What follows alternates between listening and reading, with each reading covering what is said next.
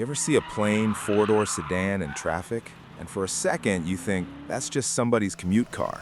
And you catch the stance, the wheels, the way it sits on the road, and your gut goes, nope, that one's different. Because in the 1990s, Europe built a strange kind of weapon. Not a supercar, not a weekend toy. A family-looking sedan, 5 seats, 4 doors, and trunk big enough for groceries, and underneath, the kind of hardware that had no business being anywhere near a PTA meeting. V8s with torque like a freight train, twin turbos that hit like a bar fight, superchargers that don't wait for permission, and that famous 155 mile per hour number everyone likes to quote. Yeah, that was often just the polite version. Tonight, we're walking up the ladder from already too fast to what were they thinking? And I'll tell you straight, one of these cars on paper looks like a gentleman's express, but in the real world, it was fast enough to make governments angry and tire companies nervous.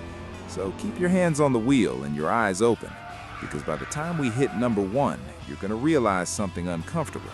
The most dangerous cars aren't the loud ones. They're the ones that look like they belong in the slow lane. Right until they don't. 8th, Volvo 850R, 1996 to 1997. Top speed, 146 miles per hour rated, approximately 149 miles per hour real world. You want to talk about danger with 5 seats? This is where it starts, quietly, like a guy in khakis who you later find out used to box in the Navy. The Volvo 850R looked like office furniture on wheels. Square, upright, sensible, until you stayed in it a little too long on an empty interstate. In US trim, the punchline is simple. Turbocharged 2.3-liter inline-5, front-wheel drive, and an automatic that's trying its best to be polite while the engine is being Swedish about it. It's the kind of motor that doesn't bark like a small block Chevy. It spools, it hums, then it shoves. And when that boost is up, the car stops feeling like a family sedan and starts feeling like a rolling ambush. Now for the speed numbers, because this is where folks get sloppy. The factory-rated top speed for the 850R automatic is 235 kilometers per hour, which is 146 miles per hour. That's the on-paper ceiling. On the street, meaning real air, real load, real drag, instrumented testing of the closely related, same basic formula 850 T5R recorded 149 miles per hour, drag limited. So yeah, the honest answer is high 140s is real, and that's already plenty to get you a personal introduction to a state trooper with mirrored sunglasses. And the wild part? You're doing all this in something with 4 doors, a real back seat, and that Volvo vibe that says, I'm just heading to Home Depot. But your right foot knows the truth. The chassis is firm, the tires are aggressive, and the traction control, classic 90s logic, helps mostly at low speeds. Past that, it's you, the steering wheel, and a front end that'll spin those tires if you get cocky. This one's the slowest on our list, and it'll still run with plenty of so-called sports cars from the same era. 7th, Jaguar XJR X308, 1997 to 2003. Top speed 155 miles per hour, limited. Approximately 171 miles per hour estimated in the real world, delimited. The X308 XJR is what happens when a company famous for wood trim and manners decides it's tired of being treated like background music. From the curb, it's pure country club Jaguar, quiet lines, chrome, leather that smells like money, and a cabin that looks like it should come with a membership card. Then you lean into the throttle, and it stops being polite. Under that long hood sits the AJ V8 4.0 with an Eaton supercharger shoved on top like it owns the place. You're looking at about 370 horsepower and 387 pound-feet, and the delivery is the key. No turbo waiting, no drama, just instant shove, like a big block boat motor that learned how to wear a tailored suit. And because it's a heavy sedan, around 2 tons, that torque matters more than the headline number. It pulls like it's dragging the horizon toward you. Now, the speed, because this car lives right in that weird 1990s truth, where everybody agreed to behave.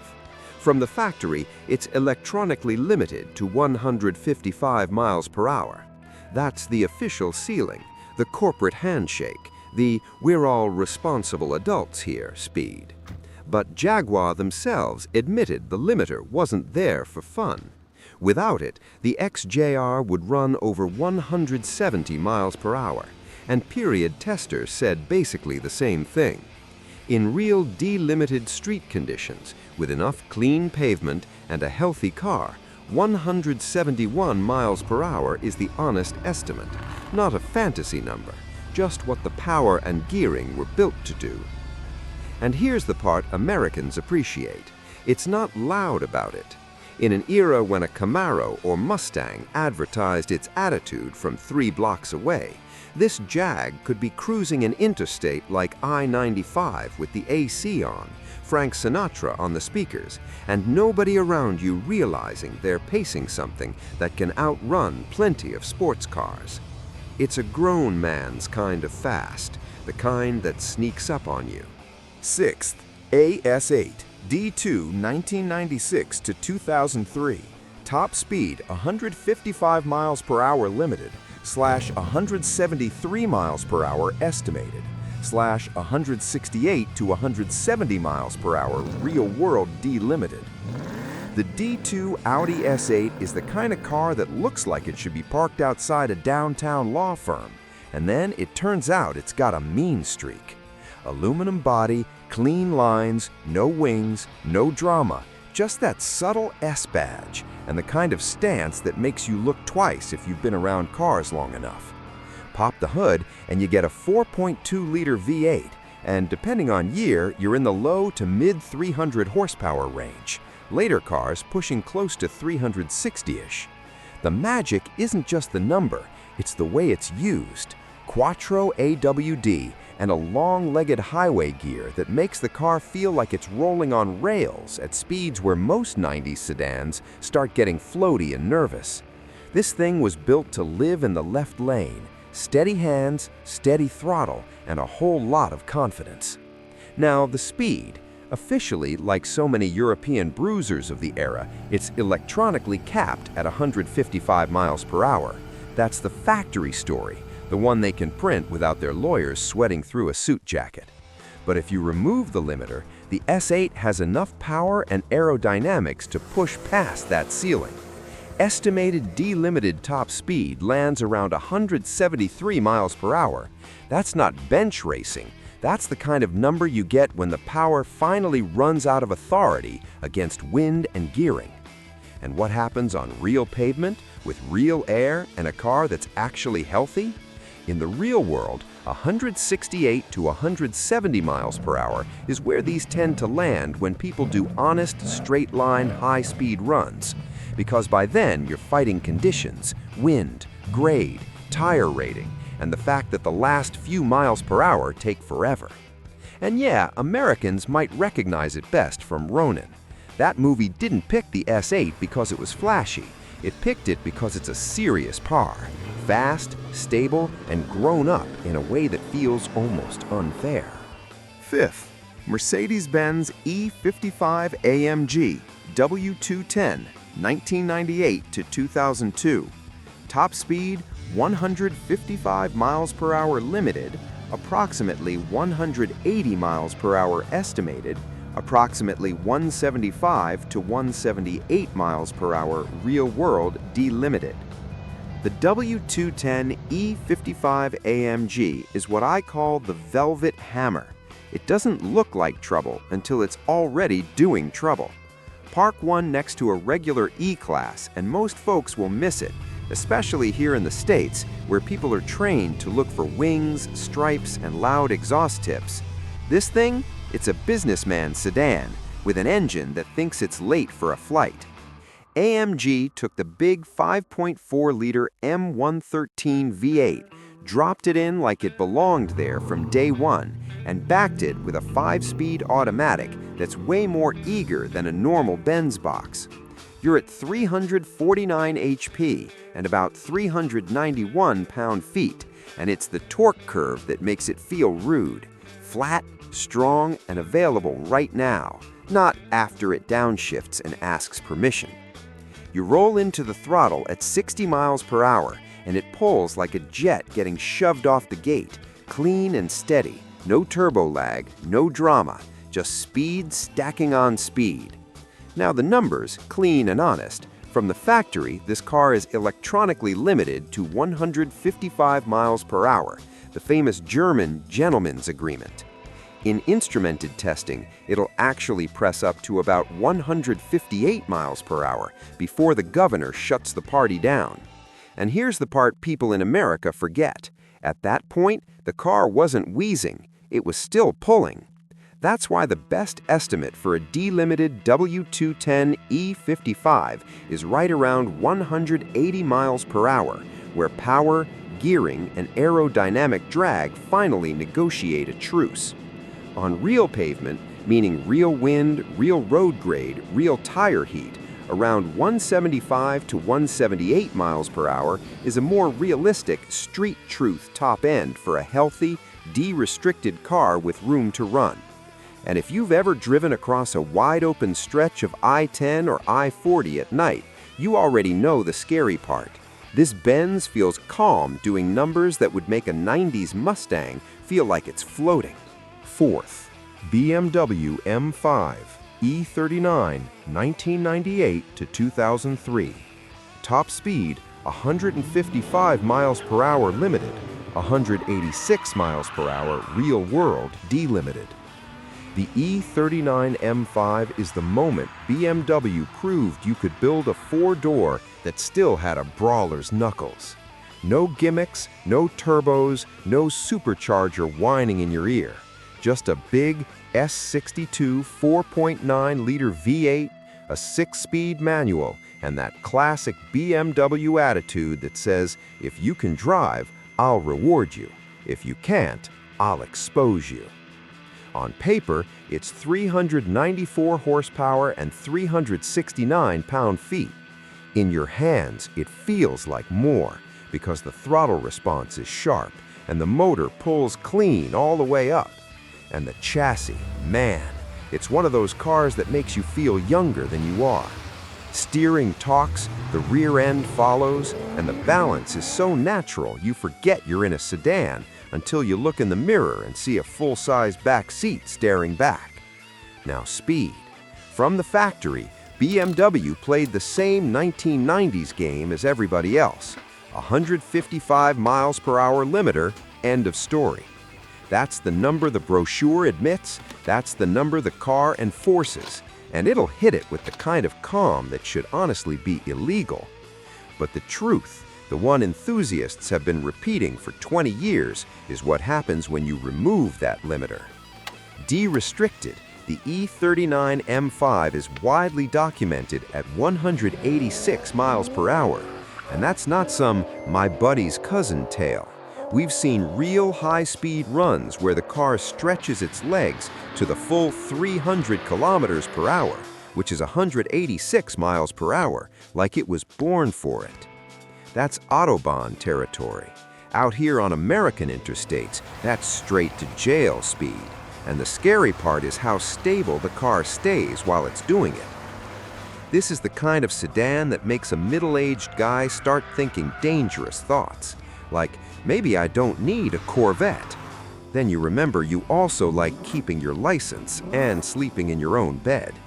Now we're getting into the stuff that made people in the early 90s clutch their pearls. The Lotus Carlton, or Lotus Omega, depending on which badge the Continent gave it, was basically a regular-looking executive sedan that somebody at Lotus stared at and said, what if we make this irresponsible? Under the hood, it wasn't a V8, that's the funny part.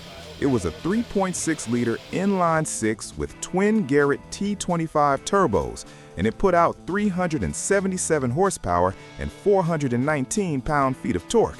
Those are not nice numbers for 1990. Those are, why is this allowed to have rear seats numbers? and they paired it with a 6-speed manual derived from the Corvette ZR1's ZF gearbox, because anything less would have turned into glitter inside the case. It's rear-wheel drive, it's got a limited slip diff, big brakes, big tires, and long gearing, about 55 miles per hour in first gear. Think about that for a second. First gear, 55. That's like pulling away from a stoplight in an old small black Chevelle, except you're doing it in a dark green sedan that looks like it should be picking up a client at the airport. Factory performance claims were already nuts. 0 to 60 miles per hour in about 5.1 seconds, and a rated top speed of 176 miles per hour. Not limited to, not maybe downhill, but a straight-up rating. Real-world, honest conditions tend to land it right around 177 miles per hour when the car is healthy and the road is long enough. And here's the best part. The speedometer in these would peg past 180, so plenty of drivers swore it kept pulling even after the needle ran out of numbers. But that's indicated speed, not instrumented truth. To an American ear, this is like telling someone in 1990, hey, there's a 4-door family sedan that can run with a C4 Corvette in a straight line and then keep going until the horizon gets thin. And it did it while looking almost anonymous until you noticed the wide stance and those flared arches in your mirror, getting bigger fast. Second, BMW Alpina B10 Bi-Turbo, 1990 to 1994. Top speed, 180.2 miles per hour rated / 180 miles per hour real world. If you ever want to explain to an American why the Autobahn myth got so big, you point at this thing. The Alpina B10 Bi-Turbo isn't a tuner car like we'd talk about a Fox body with bolt-ons. This was a factory-grade weapon built with receipts, not rumors. Start with a BMW E34 5 Series, the sensible German suit.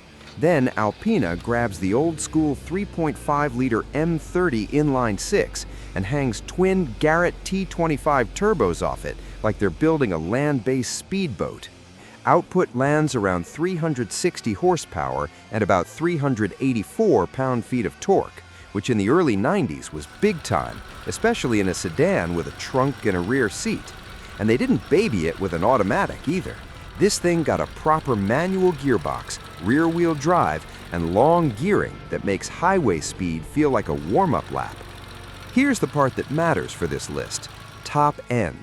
Alpina's official claim was over 290 kilometers per hour, which translates to 180.2 miles per hour.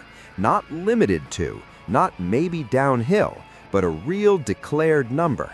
And road and track coverage from the period backs up the idea that the car did 180 miles per hour, which is about as clean a match between brochure and reality as you'll ever get in this hobby. In real-world terms, 180 miles per hour is the honest street truth when the car is healthy and conditions aren't fighting you. And you gotta understand what that meant back then. In the US, a family sedan doing 180 was basically science fiction. Your typical highway hero was still bragging about a C4 Corvette or a Viper poster on the garage wall. Meanwhile, over in Europe, there's a 4-door 5 Series wearing subtle stripes, pulling like a freight train past triple digits and staying composed like it's headed to a dinner reservation. This is the kind of car that makes you respect old engineering, because it wasn't trying to be cool, it was trying to be fast, quietly, on purpose. First, the Brabus E V12 W210 1996. Top speed 205 miles per hour electronically limited, approximately 210 miles per hour estimated potential, approximately 200 to 205 miles per hour real-world truth. The Brabus E V12 is the one that makes every other fast sedan from the 90s look like it's still asking permission, because this wasn't a sporty trim package. It wasn't a cute turbo upgrade. It was Brabus taking a normal-looking Mercedes E-Class and stuffing a full-on 7.3-liter V12 under the hood, like they were building a Le Mans car that needed a back seat. Power was rated around 582 horsepower, torque about 569 pound-feet, And the scary part is how undramatic it feels at half throttle. There's no spool, no surge, no theatrics, just a deep, heavy pull that keeps building, like a big American V8 turned into a turbine. You roll into it at highway speed, and the horizon doesn't get closer, it gets yanked toward you. Now the speed data, clean and honest. Brabus themselves stated the car's top speed was electronically limited to 330 kilometers per hour, which is 205 miles per hour. And they weren't doing it for fun. They openly said the limiter existed because tires available at the time couldn't safely carry that much weight at higher speed. That matters because it tells you the drivetrain wasn't the bottleneck, rubber was. So what's the estimated number? If you remove the limiter and pretend you've got modern, properly rated tires, the math says the car likely had a little more in it. Call it around 210 miles per hour as a reasonable upper estimate, not a guarantee. Aerodynamic drag gets brutal past 200, and you don't add miles per hour up there, you negotiate for them. And the real-world street truth? With a healthy car, long runway, and conditions not fighting you, approximately 200 to 205 miles per hour is the realistic, repeatable neighborhood, because that factory cap at 205 miles per hour is already right where the car naturally wants to top out under real air. The wildest part? It still looked like something you'd see in a corporate parking lot. 4 doors, 5 seats, dark paint, quiet stance, like it should be headed to a steakhouse, not rewriting what a sedan is allowed to do. And that's the part that still sticks with me. None of these cars needed wings, neon, or attention. They didn't scream. They didn't pose. They just went. A Volvo that could run deep into the high 140s like it had something to prove. A Jaguar that wore walnut and leather while hiding 170-plus capability. An Audi that looked like a banker's car but stayed planted where most sedans start praying. An E55 that didn't shout, just climbed and climbed until the air fought back. A BMW M5 that delimited could touch 186 like it was built for it. A Lotus Carlton that embarrassed sports cars while wearing a sedan's face. An Alpina that didn't chase clout, just chase speed with a calm heartbeat at 180. And the Brabus, a 4-door that lived in the 200-mile-per-hour world, held back mostly by one simple thing: tires.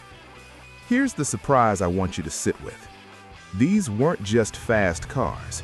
They were a philosophy that doesn't really exist anymore. Because today, speed is everywhere, but that specific kind of stealth, that sense of this should not be this quick, got rarer when everything started coming with big grills, big screens, and big warning labels. Back then, the danger wasn't only the top speed, it was how normal they felt while getting there. So if you've ever driven a highway at night with the radio low and the road stretching out like it's daring you, now you know why these 90s European sedans became legends. Not because they were loud, because they were capable, and they didn't ask if you were ready.